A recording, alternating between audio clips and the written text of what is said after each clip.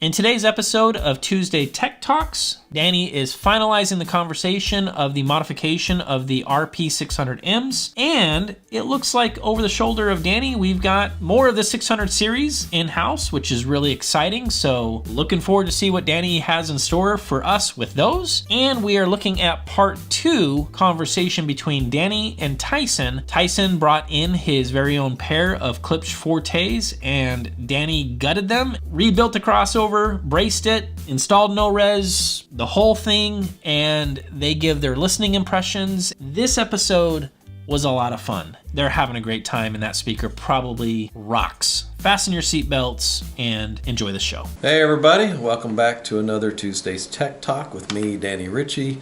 Good to be back and doing another one of these again. I'm going to cover a lot of stuff today. I'm going to talk about the Klipsch Forte III upgrade that I just did with Tyson. That was a fun project and a pretty significant upgrade. I'm going to talk about what's coming up next, like some of these things here. I'm going to cover the RP600 upgrade and give you an update on what was going on there. But before I get into all that good stuff and all the technical stuff, I'm going to cover some extremely frequently asked questions and see if I can answer them again and maybe help you guys who are going to ask me these questions sooner or later. One of the most frequency, I want to say frequency, that's so funny. The most frequently asked question is, can I do an upgrade for my speakers? In other words, they say, can you do an upgrade for my speakers? Yes, more than likely I can design an upgrade for your speakers. But again, I do have to have the speaker here. It has to be here for me to measure and test it. And then the follow-up question that I always get is, what will it cost? I don't know. I don't know what it will cost to upgrade your speakers. Again, without it being here, I have no idea what it's going to involve. It's a little like asking me to work on or fix your car, but your car is at home in your driveway, and I don't know what's wrong with it. Same situation with your speakers. It needs to be here for me to see what's going on and figure out what it needs and give you recommendations. So I don't know what it's going to cost to upgrade your speakers. You're just going to have to send it to me like everybody else. That's how everything gets here that I work on. That's how these speakers arrive. Somebody has sent these to me. You do have to pay shipping both ways, and you have to pay me for my time involved in designing and upgrading and whatever the parts cost. So another another frequently asked question, I'm going to do this every time, is about how to order the RP600 kit. It's real easy actually. Most of you guys, everyone I think in the world except for me, has a little device you hold in your hand, and it does everything in the world you can imagine. You can access every bit of information in the world practically on this thing. And a feature that it has is that it allows you to make phone calls on it. I know you guys don't use it for phone calls much anymore. You do texting and you surf the internet on it, but you can make phone calls with it. So what you do is you call GR Research and you place the order. It's as easy as that. Now, if you're one of these guys that's in another country and it's really not that easy for you to give me a call, that's not a problem. Just shoot me an email, tell me where you are and what you're wanting, and I'll get you a cost plus the shipping, and you can pay via PayPal or you can pay using one of your credit cards or whatever you want to do. I'll figure it out for you. You'll be able to order, but in order to place an order, typically just give me a call. And the follow-up question to that I always get is, why are the upgrade kits not on the website? I visited your website and I didn't see the upgrade there. That's right, it's not there. If I did a web page for every upgrade that we do, there'd be 300 or 400 pages of upgrades. I can't keep up with it that much. The time that I would spend building web pages is more time than I spend doing the upgrades, and it just doesn't make sense for me to do that. Now, this last one that I did for the Klipsch RP600 is way more popular than I thought it would be, and I will try and get a web page up so that you guys can just click on it and order it if you'll just be patient. The other thing I want to do, the RP600 upgrade update, is to let you know a little bit about where that's going. When I first did that upgrade and threw it out there, I figured I'd get a few orders for it. It's a fairly popular kit. Didn't expect the sheer number of people ordering these things.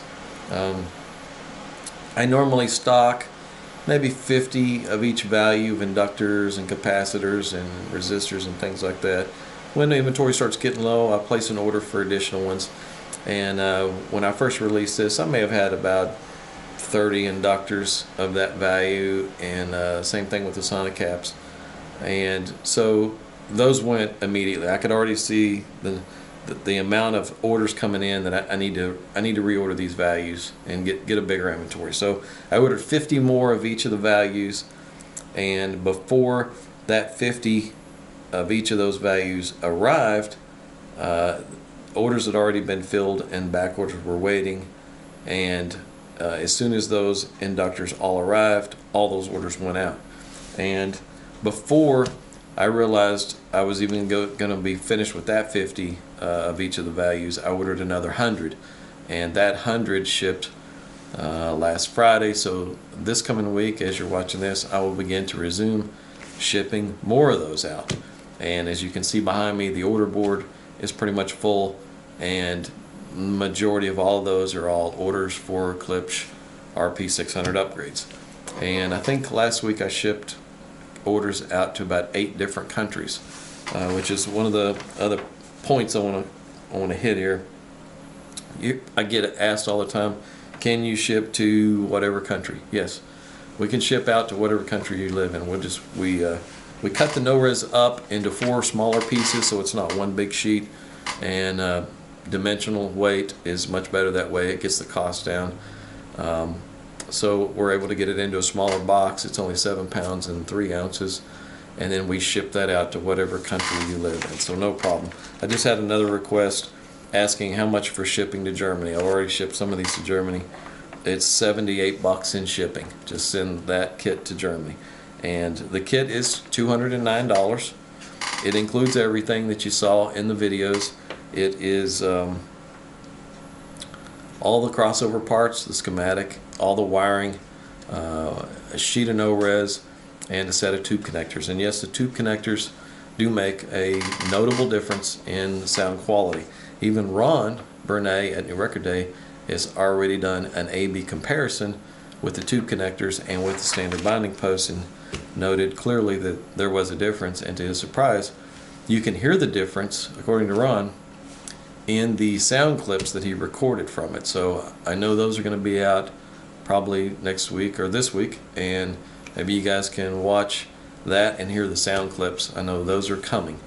So I wanted to get that out of the way. Now, what's next is some of the things that you see right here next to me. More Klipsch speakers. Why more Klipsch speakers?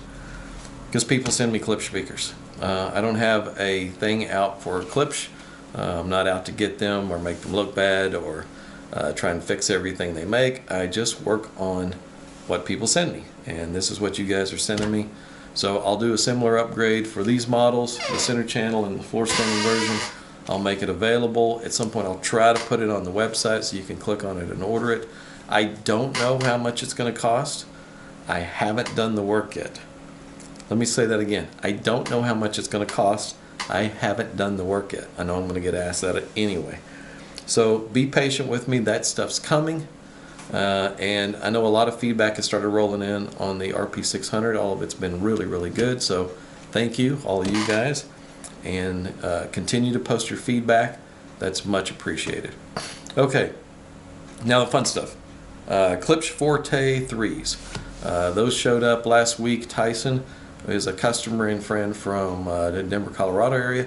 He drove down last week, which was perfect timing. My wife left and went to a wedding in Colorado, and we had the whole house to ourselves. So we stayed up late at night cranking music and having a good time and doing an upgrade for that speaker. Now, the speaker definitely had some issues when we first set them up and listened to them. It had some good qualities.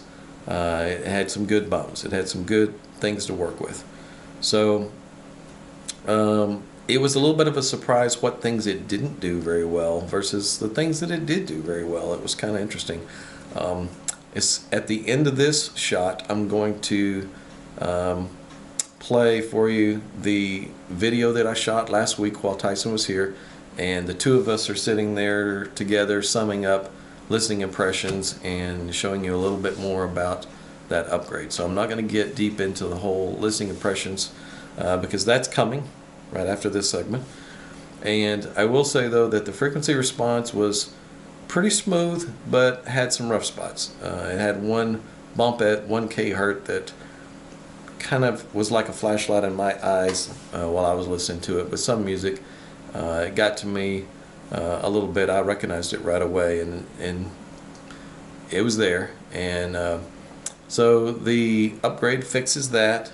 It smooths out the top end a little bit. It reduces the parts count by a little bit.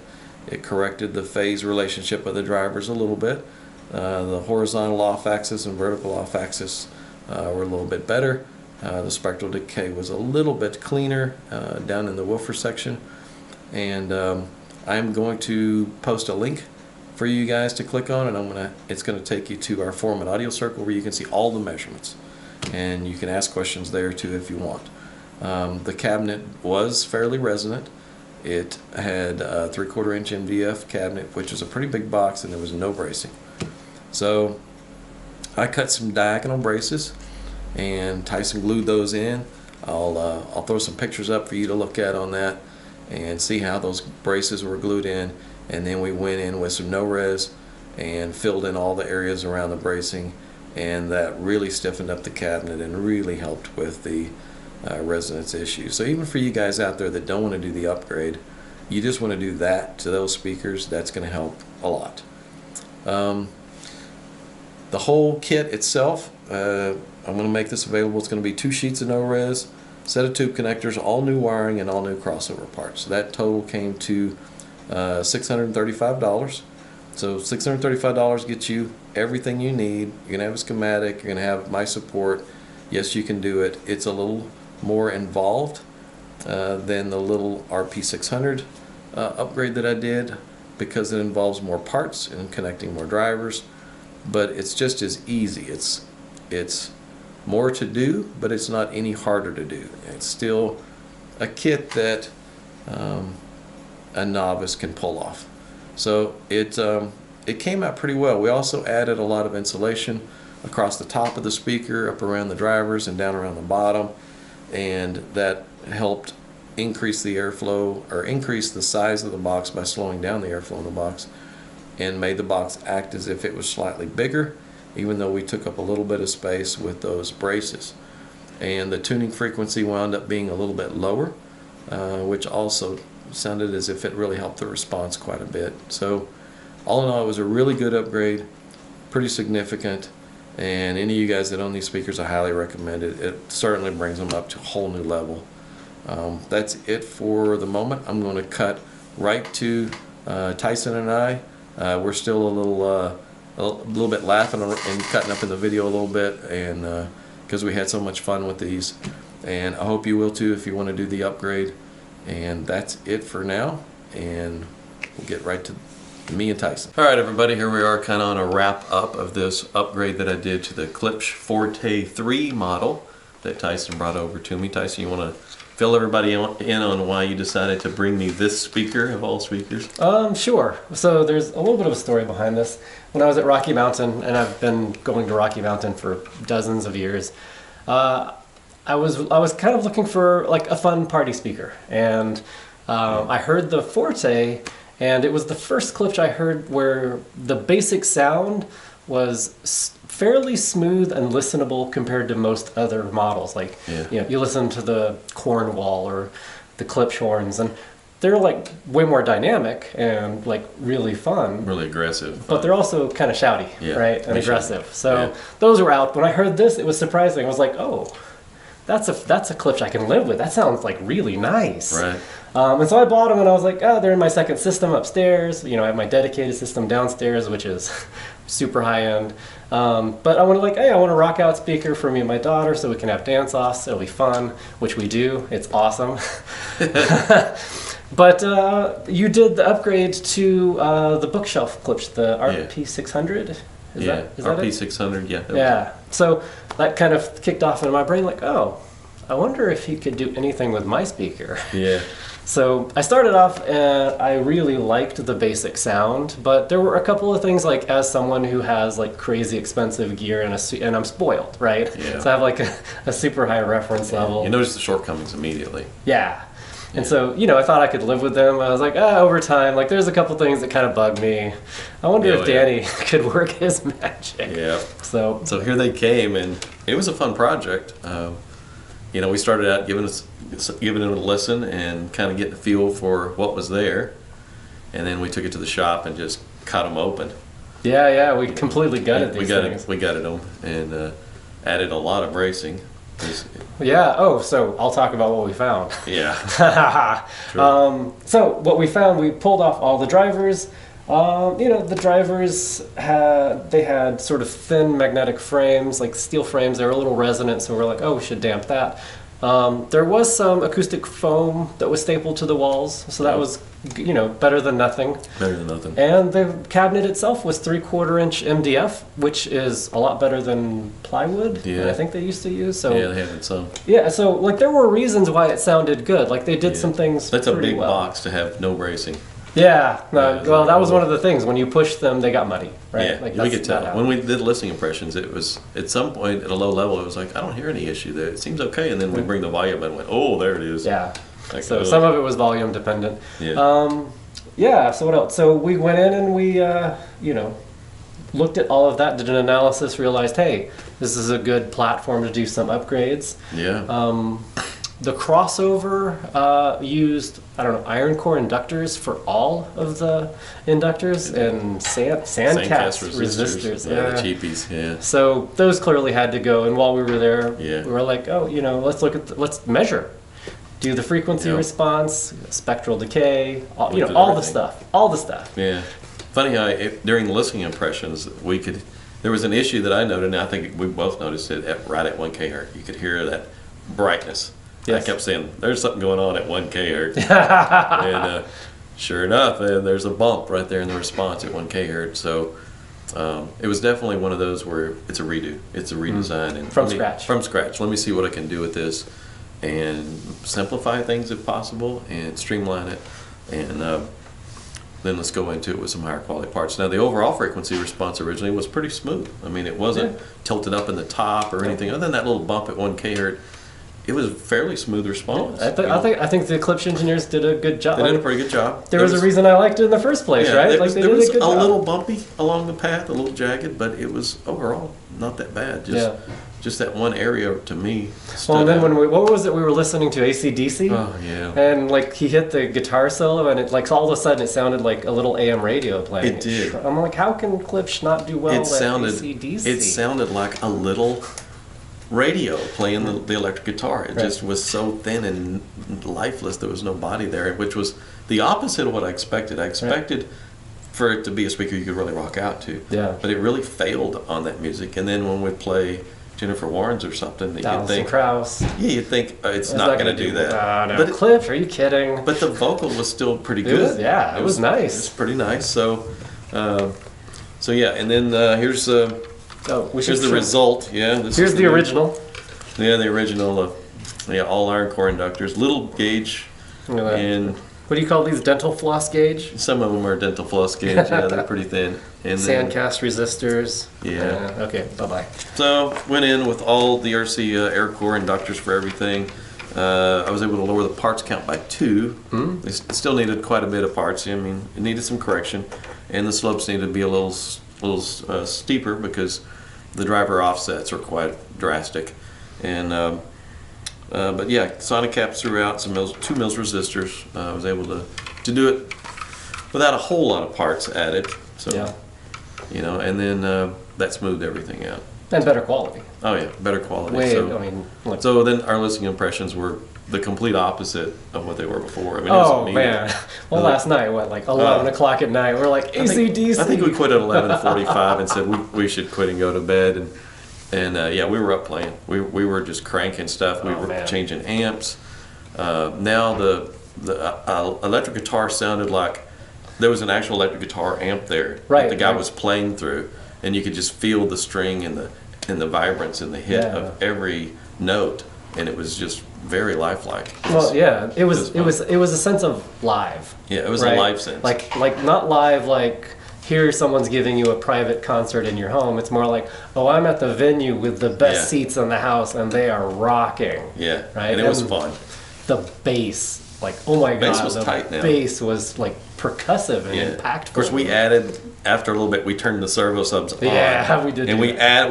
cranked it up and added bottom end that was flat to 20 hertz. Oh, so man, that was insane. that increased the scale of everything to just so impactful top to bottom. So I guess in the end, they turned out to be really fun. They did. They're a lot of fun speaker. I mean, it was nothing like anything that I do or anything in the room here that we've been listening to. It's completely different.